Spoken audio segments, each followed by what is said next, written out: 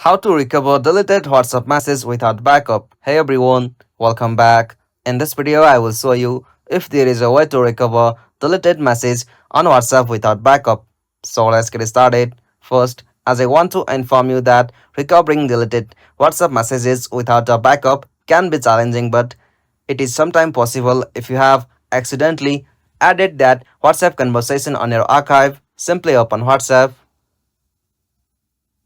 After you open WhatsApp with your account, you'll get this kind of interface. From here, simply tap on archive at the top, and from here, you'll be able to find your every archive WhatsApp conversation. If you are looking for that, you can simply find it from here. You can, as usual, go to the source field at the top. Simply you can search any conversation with that on WhatsApp, and from there you can, as usual, find it. But if you not find it from here, you have no any backup, you can't recover the deleted WhatsApp messages.